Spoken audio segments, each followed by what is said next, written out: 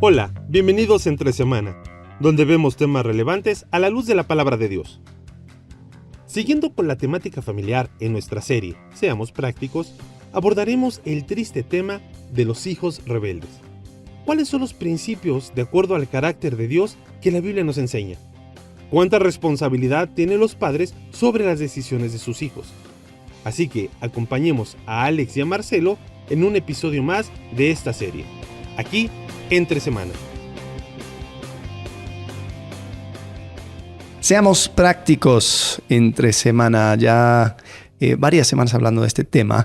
Sí, ha estado intenso. Sí. Muchas cosas donde dices, bueno, esto pues no encontramos algo explícitamente puesto en la Biblia donde podemos seguir, pero si vemos el carácter, el corazón de Dios, sí podemos entender un poco acerca de esto. Hemos estado enfocándonos en cuanto a familias ahorita, dinámicas de familias y dinámicas de familias donde no es porque quizás alguno diría, ¿por qué no hablan de familia? Bueno, creo que hicimos toda una serie. En esta casa no se habla de, donde habla acerca de la familia, pero estamos yendo por, digamos, las esquinas de diferentes casos, ¿no? Donde quizás uno no simplemente puede sacar o sea, no podría sacar Efesios capítulo 5, por ejemplo, y decir, bueno, esto es lo que tengo que hacer. Sí, pero sí, ¿no? Soy papá soltero, soy mamá soltera. Entonces hemos estado hablando de esto. Ok. Hay un caso donde sí la Biblia habla un poco de esto, pero después lo que implica no hay tanto como para masticar. Y es el tema de hijos rebeldes. Si queremos ver pasajes acerca de hijos rebeldes, bueno, la primera que aparece dice que si tu hijo es rebelde y no se quiere arrepentir, apedréalo. Ese es el primero. El primerito. Bueno, y hijos rebeldes, Génesis capítulo 4 ya empezó con hijos rebeldes, ¿no? Está como complicada la cosa. Sí. O sea, la Biblia habla acerca de hijos rebeldes, dice en ¿dónde? Efesios, donde dice no exasperéis a vuestros hijos. Sí, Efesios y Colosenses, ¿no? Colosenses también, capítulo 3. No. Sí. Y padres, no exasperéis a vuestros hijos. Correcto. Y hijos obedecen a sus padres. Pero, ¿qué hago cuando mi hijo se va de la casa? ¿Qué hago cuando mi hijo, hija, actúa de una forma violenta? ¿Qué hago cuando, siendo menor de edad, empiezan a hacer cosas que después tienen impacto aún legal? Sí, y quieras o no, hemos hablado algo de estos temas, pero hemos hablado como en cápsula. En diferentes contextos. Exactamente, hablamos de liderazgo de la iglesia, qué pasa cuando el pastor o el anciano de sus hijos en rebeldía. Hablamos, creo, en alguno de los mitos, el mito del hogar perfecto, creo que algo así, de la familia perfecta, pero no hemos tocado el tema de hijos rebeldes. ¿Qué es lo que la Escritura? Porque algunos dividen así. Una cosa es que tu hijo sea menor de edad y otra cosa es que sea mayor de edad. Pero ¿dónde está eso escrituralmente? No veo un texto que diga, bueno, mientras tus hijos sean menores de edad, tú eres el responsable. Mientras sean mayores de edad, ya no eres responsable. Sí.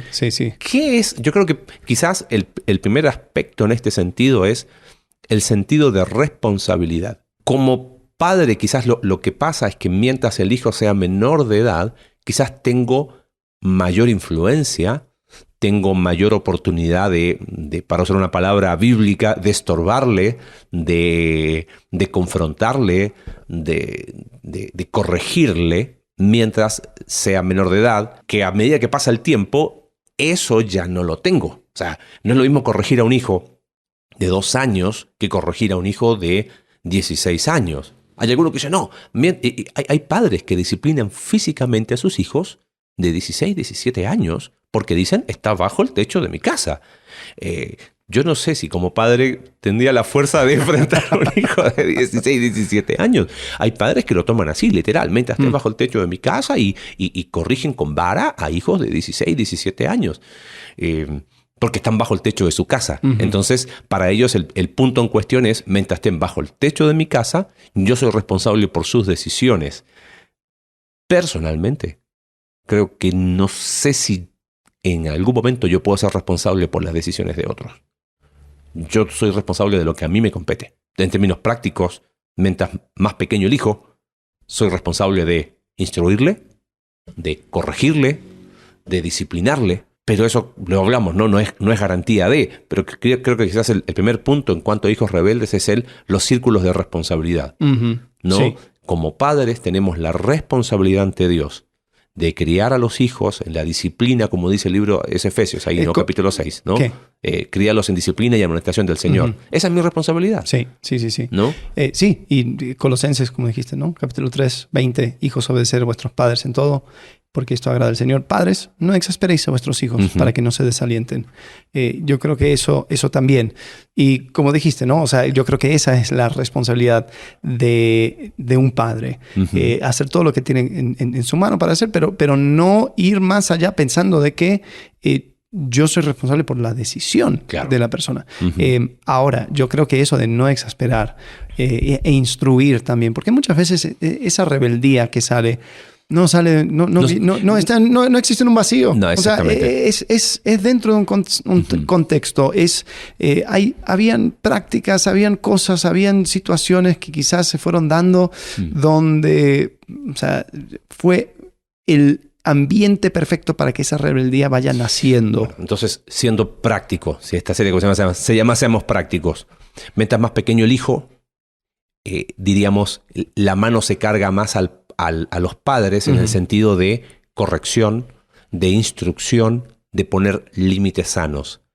Lamentablemente lo que vemos a veces es padres solapando el hijo. Yo he visto niños que golpean a sus padres, 4 años, y les pegan y prácticamente los insultan, y la mamá como que pone cara de ay, es que él es así, es que está cansado, que tiene sueño, y corrígelo, instrúyelo, ponele límites. Evidentemente ahí el problema pasa por padres que no quieren hacer la chamba pesada, la chamba de corregir, por todo lo que implica eso. Sí, ¿no?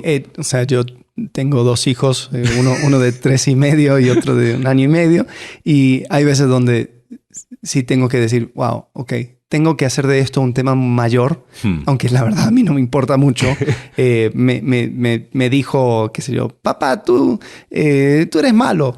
Y mira, te tengo que corregir, aunque a mí me causa gracia. Claro. Pero lo que estás haciendo, estás siendo respondón. Y de tu pequeño corazón, tu corazoncito, hay rebeldía. Y eso quiero extirparlo lo antes posible, para que ya no pase a cosas mayores. Y el momento que tú pegas a mamá, entonces ahora te voy a llevar, te voy a disciplinar, porque aunque ella no lo sintió, no fue algo grave, eso nació de tu corazón. Y ahí está el punto. Yo creo que como padres nos falta a veces darnos cuenta que el problema de nuestros hijos está en su corazón. No es tanto el hecho que hicieron, sino de por qué hicieron lo que hicieron. O sea, ¿por qué le dijo tonta a la mamá? Sí. ¿No? Bueno, pero a la mamá, no, a mí no me importa, no me insulta, no me hace sentir mal. O sea, que no se trata si te hirió o no te hirió tu hijo diciéndote tonta. El tema es que ¿por qué ese niño, por qué esa niña decidió pensar y decirle, y repetir? A lo mejor ni siquiera decidió pensar, repitió lo que aprendió, pero tiene que saber que eso está mal. Sí. Porque eso, exactamente, de ese corazón, creo que hay veces ahí los papás nos equivocamos, amigo. Sí, y es cansado. Es cansado porque tienes que constantemente estar pensando en eso. Cuando uno realmente quiere pensar en lo que... O sea, si esto... O sea, nosotros andamos muchas veces en modo respuesta. Nosotros respondemos a algo. Y si algo se nos hace poca cosa, simplemente lo dejamos. Lo dejamos pasar. Pero tenemos que entender que nuestra responsabilidad es instruir. Entonces tenemos que estar pensando en el corazón de nuestros hijos y en ir corrigiendo y haciendo los ajustes necesarios para que ellos entiendan de que hey, esto es importante. A mí me da mucho pesar escuchar de mamás que tienen sus hijos de 16, 17, 18 años y dicen, le tengo miedo a mi hijo porque yo no sé en qué momento a él se le va a pasar la mano. Ya pasó el tiempo para hacer esas correcciones necesarias. Y quizás pienso en etapas, ¿no? Pensando en los primeros 5 años. 4 años, ahí es donde no hay que decaer, donde no hay que aflojar, donde no te desesperes, no te desanimes cuando no veas fruto, porque si el problema es el corazón, es el evangelio que va a hacer el cambio. Claro. Pero la corrección es donde tú le enseñas límites, la corrección y la instrucción y la disciplina es donde le estás enseñando que hay ciertas cosas que tienen consecuencias y lo que estás haciendo es pavimentando el camino para la comprensión del Evangelio. Entonces, por supuesto que tiene lugar. Creo que sí es importante tener cierto cuidado con comentarios, lo hemos escuchado de padres que dicen, ay, pero es que me duele tanto corregirlos, que me duele, y como que siempre van a encontrar una excusa, una razón para no hacer lo que la Biblia es explícita en este caso. Uh-huh. Instruye al niño, corrígelo mientras haya esperanza, corrígelo a tiempo, de esta manera, no descontrolado. O sea, en ese sentido la Escritura sí es bastante clara y es, quiere ser práctico, pero ahí sí hay mucho de practicidad, sí, ¿no? Los chicos van creciendo y lo que a veces fallamos los padres es pensar que nuestra única función es seguir corrigiéndolo. Y ausente de una relación personal. Y ahí es donde quizás empiezan a sembrarse cosas que se ven, lo que decías recién, no sé en qué momento de 16, 17 años se le va a pasar la mano.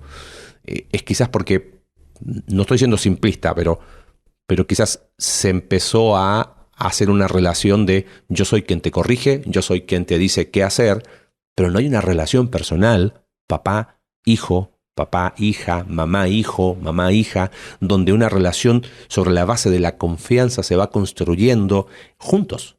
Sí, ¿no? Y yo creo que el corazón nace a veces en ese sentido, es yo te corrijo para que no me estorbes. Mientras no me estorbes, no te corrijo. Pero no es eso, es yo te corrijo para prepararte.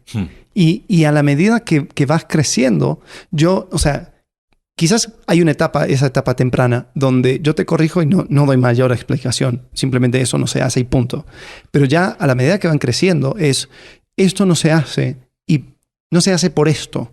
Sí. Y esto no se hace porque, mira las consecuencias. A la medida que ellos pueden entender eso y lo van comprendiendo. Y después, no sé si me estoy saltando, pero después hay una etapa donde esto no se hace, pero si tú lo haces, sufrirás las consecuencias. Claro. Porque, mira, la verdad, la vara duele mucho menos que la vida. Sí, totalmente. Tweet eso, ¿no? Sí, no, cuando tú das la vara, estás dando un dolor temporal, claro, a una acción y no le estás dando la consecuencia mayor de sus acciones. Cuando la vida le disciplina, ahí la vida le da con todo y sus letras. Y ahí es donde y ahí hay daño. Sin misericordia. Sí, y sin ¿cómo sería? No es... no está motivado por el amor.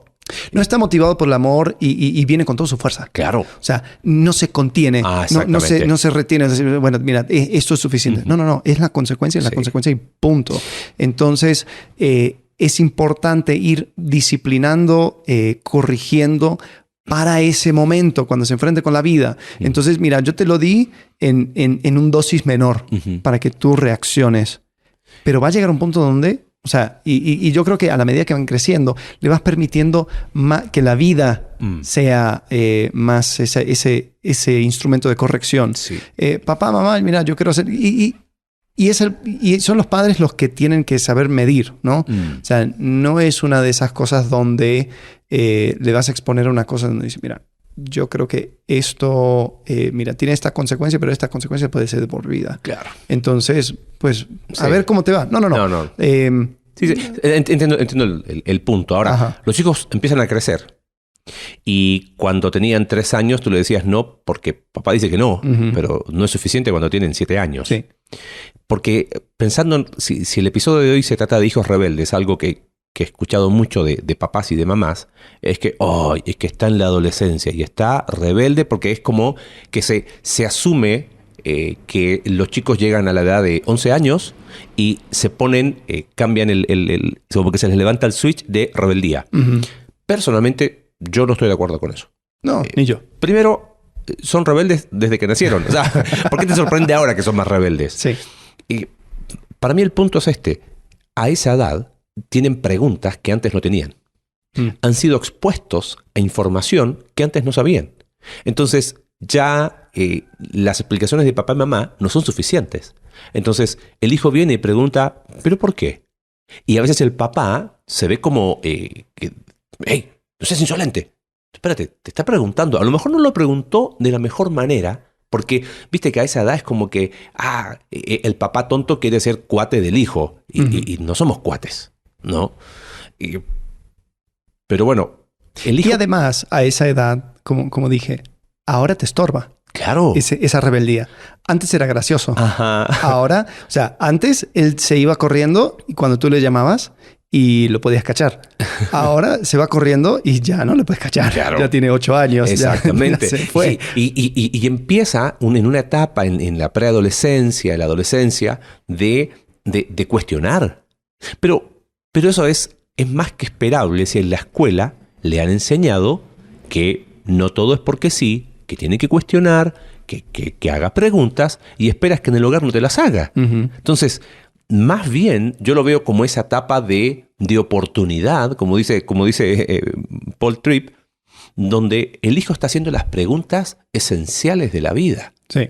Velo como esa oportunidad. No tengas miedo a sus preguntas, no tengas miedo a sus inquietudes, no tengas miedo a sus dudas, ¿no? Porque yo creo que a veces eso que nosotros le decimos rebeldía, que si bien es parte de la naturaleza caída, a veces es más miedo de los papás que la rebeldía del hijo. Él está preguntando, oye, pero ¿realmente Jesús murió, resucitó? O sea, pensando en dudas espirituales, ¿no? Ajá, sí. No me cierra. Y mi hijo está rebelde. No, tu hijo tiene dudas, que es diferente, ¿no?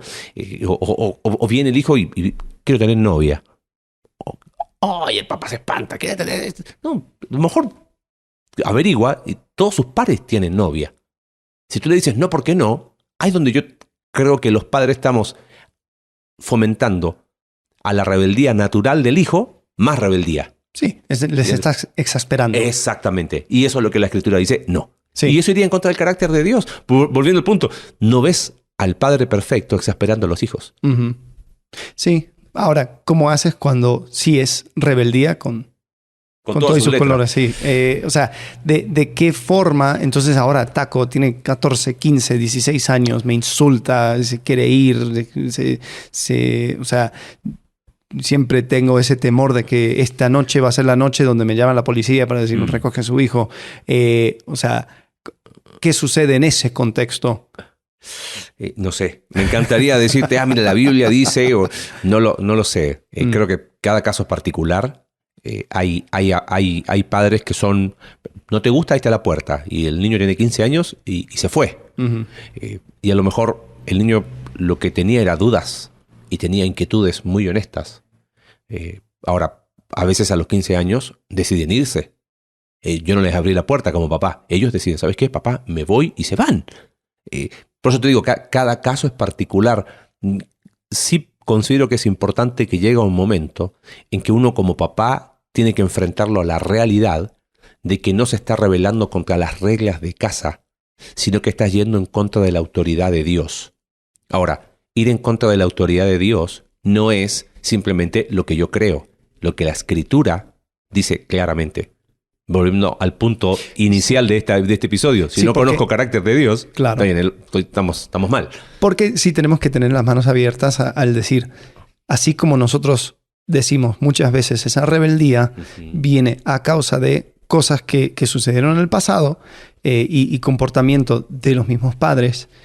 También no podemos decir eso sucede siempre, porque eso sería ser fatalista. Decir, o sea, si haces A, entonces B. Entonces claro, ahí es donde sí existe la familia perfecta, si haces estas cosas. Pero también existen los casos donde todo sale bien, o uno hace todo lo que sabía hacer a la luz de la palabra, e igual hay rebeldía. Sí. Y tenemos que saber que los hijos toman sus propias decisiones. Ahora, ¿qué sucede cuando yo todavía tengo la responsabilidad legal de mis hijos? Y porque ahí es donde entra. Ese es otro tema, claro. ¿No? Y es un tema práctico, ¿no? Porque dices, sí, mi hijo de 14 años se quiere ir de la casa, pero yo sigo siendo responsable de sus decisiones. Entonces, yo no puedo decir, Ahí está la Adiós, puerta. ahí Claro, está la puerta. exactamente. Hay un trabajo Ahí mayor. donde entra el hecho de que está bajo el techo de mi casa. Sí. El tema es que hay padres que dicen, cuando está bajo el techo de mi casa, pero casi como, cuidado con ir en contra de mi honra, mi honor. No, Claro. no. Y también el hijo tiene 24 años y bajo el techo de mi casa y es como que, espérate, o sea, no se aplica igual. Ahí yo hablaría con el papá de qué hace en tu casa. O sea, o empieza a cobrarle renta, no sé, qué sé yo. Pero creo que mucho tiene que ver con ese círculo que hemos hablado tanto de responsabilidad y preocupación. Quizás mientras mi hijo sea legalmente responsable, o sea, yo sea responsablemente legal de él, es mi responsabilidad. Cuando el hijo empieza a tomar decisiones como persona adulta, pasa a ser mi preocupación, ya no mi responsabilidad. No sé si aplicaría el principio ahí. ¿Viste el círculo que usa Paul David Tripp de responsabilidad es lo que tengo que obedecer? Preocupación es lo que confío en Dios. Claro. Si es menor de edad, legalmente es mi responsabilidad y tengo que hacerme cargo de eso. Deja de ser menor de edad, quieras o no, no es mi responsabilidad. Ahora, ¿pero qué pasa si vive bajo el techo de tu casa? Bueno, quizás ahí pasa por decides voluntariamente vivir bajo las normas de papá y mamá. Y ahí creo que es muy sano y muy sabio que los padres pongan normas y principios claros de convivencia a los hijos que son mayores de edad que siguen viviendo con ellos, ¿no? La falta de claridad es donde viene el problema, ¿no? Sí, y ahí es donde quizás la apelación es diferente. Uh-huh. Ya no es, me obedeces porque soy tu padre. Ahora es, mira, yo te sugiero esto y si quieres seguir viviendo bajo este techo, me obedeces. Uh-huh. Porque yo soy quien está a cargo de este hogar. Sí. Y bueno, o sea, yo estoy hablando de momentos de tarjeta roja, ¿no? Es como en el matrimonio. Cuando uno tiene que sacar los roles, decir, mira, es que como yo, como cabeza de esta familia y bla, bla, bla, bla, bla, no necesariamente es, o sea, eso ya momento de crisis, pero bien llevado, muchas veces no se tiene que sacar esas cosas. Uno puede sugerir, uno puede aconsejar, uno puede también, hay cosas ambiguas donde dice, mira, revísalo, chécalo, yo no estoy de acuerdo, pero también doy la posibilidad de que tú tomes tu decisión.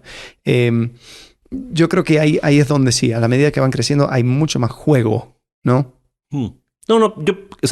Y en ese sentido es donde uno necesita tener, no es que cambia el principio escritural, lo que cambia es mi sentido de responsabilidad como papá ante las decisiones que va tomando mi hijo. Y uno lo puede ver, lo hemos mencionado mucho en la escritura, ¿no? Caín y Abel siendo adultos, Caín toma malas decisiones, Dios confronta a Caín, no habla con Adán. Y los hijos de Elí, lo hemos mencionado varias veces, mayores de 30 años, Ofni y Finés, rebeldes, contumaces, eran siendo sacerdotes, se metían con prostitutas ahí en el tabernáculo, y Dios los disciplina a ellos, pero después llama a Elí. Pero no llama a Elí a causa del pecado de sus hijos. Llama a Elí por decirle, tú no estorbaste, 1 Samuel capítulo 3, tú no corregiste a tus hijos, te importó más tu buen nombre que corregirlos. Entonces, yo creo que eso nos muestra un principio muy claro, sí, y que encuentra coherencia en Ezequiel 18, ¿no? Que el padre no pagará por el pecado del hijo, ni el hijo por el pecado del padre.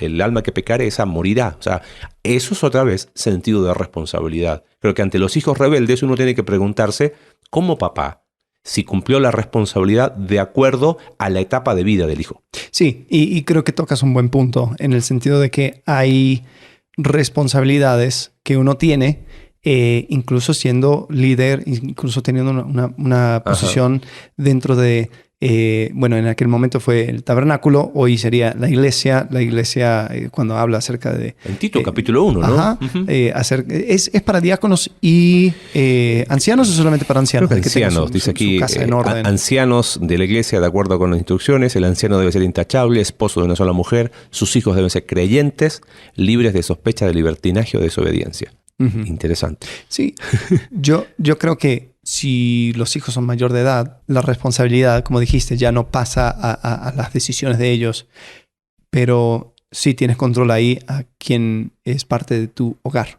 Sí, y creo que en ese sentido, pensando y cerrando un poco el tema, si hablamos de hijos rebeldes, ¿no? para mí el punto es, vuelvo a repetir, círculos de responsabilidad. Como padres, hay responsabilidades que nunca vamos a dejar de tener sobre nuestros hijos. Solo que la forma en que esa responsabilidad se hace operativa es diferente. ¿A qué me refiero? El hijo que es legalmente mi responsabilidad, o sea, la operatividad de esa responsabilidad, decirte, hijo, no vas a hacer eso, y punto. Porque yo soy responsable legal de tus decisiones. Ahora, mi hijo es mayor de edad, se fue de casa, está viviendo una vida en abierta rebeldía ante Dios. Creo que mi responsabilidad como papá es orar por él, seguir mostrándole amor y seguir mostrándole verdad de Dios. Ambas. Pero no puede ser que el padre a veces dice, ya no es mi responsabilidad, que haga lo que quiera. Ajá. No. Y como ya no es mi responsabilidad, puedo convivir con el pecado de mi hijo. Total, es su responsabilidad. No. Porque lo que cambia es la operatividad de esa responsabilidad. Y si vamos al carácter de Dios, volvemos a Éxodo 32, hijo, Dios lleno de misericordia, lento para la ira, grande en misericordia, pero no tiene por inocente al culpable. No cambia la narrativa porque los hijos son más grandes. La narrativa sigue siendo la misma. El pecado es pecado, la rebeldía tuya es rebeldía, te sigo amando, aquí estoy, pero entiende que hay ciertos límites. Sí, y yo entiendo que muchas veces hay temor, ¿no? Es que si hago eso pierdo a mi hijo. Es que ya lo perdiste. Claro. O sea, simplemente porque vive bajo el mismo techo. Y yo creo que eso también entra dentro de ese concepto de ni siquiera comas con tal persona. Se encuentra en Segunda Tesalonicenses, creo también, ¿no? No, Primera Corintios. Primera Corintios, creo que capítulo 5, donde habla acerca de que no tengas comunión con esta persona. Básicamente las personas que están en rebeldía abierta en contra de Dios en un contexto de iglesia. Yo creo que también tiene que ver con un concepto de hogar, en el sentido de que uno no puede convivir con esa rebeldía. Sí. Una rebeldía abierta. Es decir, te amo, te quiero, pero...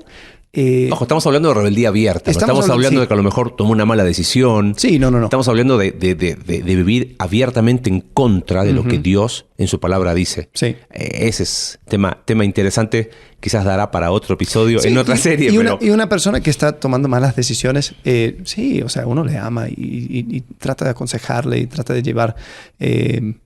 llevarle a tomar mejores decisiones. Pero si no hay arrepentimiento, si hay una constante excusa o uno no se quiere hacer cargo, pues entonces yo creo que ahí es donde uno tiene que ir viendo, bueno, ya que no funciona con la vara, va a tener que funcionar con la vida. Adiós. Sí. ¿Y eso no significa que no se muestre amor? ¿Eso no significa que se deja de orar, que no hay misericordia? Quizás diríamos, si seamos prácticos, que hizo Jesús con las personas pecadoras que vivían una vida abiertamente en contra de del deseo de Dios. No tuvo miedo a hablar con ellos, pero le tuvo que decir lo que le tenía que decir.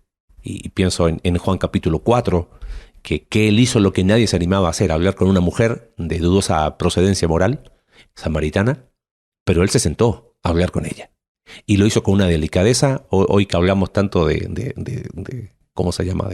De cultura patriarcal opresora, Jesús fue totalmente transgresor para su tiempo, pero eso nunca lo llevó a ocultar la verdad y decirle, ¿sabes qué? Mujer, no estás bien. Y esto no va por acá.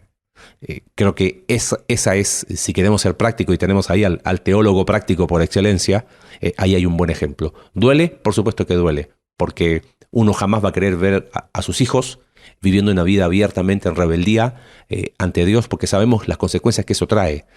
Pero si queremos ser prácticos, creo que ahí encontramos una manera, no dejar de orar, no dejar de mostrar amor y verdad, siempre de la mano. Sí, y simplemente para aclarar, o sea, no estamos hablando acerca de cortar cada vínculo, claro. pero sí hay veces donde existe esa rebeldía y uno quiere hacer caso omiso. Eso es ir en contra del carácter de Dios. Hacer como que no pasa nada. Sí. Y eso es tener por inocente al culpable. Ajá. Jesús no hizo como que no pasaba nada con la mujer samaritana. Sí. No, algo pasa. Sí. Tenemos que hablar de eso. Y lo puso sobre la mesa. Y creo que eso sí es súper importante mostrarlo, porque como dices tú, pienso en personas que quizás están en una situación así, con un hijo en una abierta rebeldía y, ok, lo bloqueo del celular, no le voy a llamar, no voy a nada, de nada. No. Quizás lo que pasaría es que quizás no tienes que darle like a sus publicaciones abiertamente en contra de Dios, porque es tu hijo. O sea, sí. ¿entiendes? Sí. Y recordarles constantemente, hey, claro, estoy orando por ti. Totalmente. Y o sea, cuando quieras, o sea, podemos hablar, pero sepa que no vamos a tratar las cosas como si fuera igual. Claro. Así que espero que eso haya servido de algo. Seguimos viendo cómo podemos seguir siendo prácticos en todos estos temas que son complicados.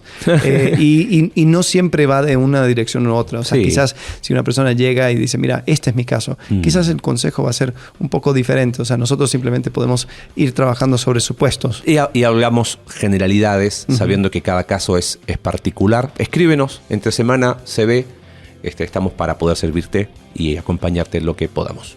Muy bien. Hasta la próxima. Adiós. Gracias por acompañarnos en un capítulo más de Entre Semana. Recuerda que puedes seguirnos a través de nuestra página web Iglesia Conexión Vertical /Entre Semana, Spotify, Apple Podcast y Google Podcast. Hasta la próxima.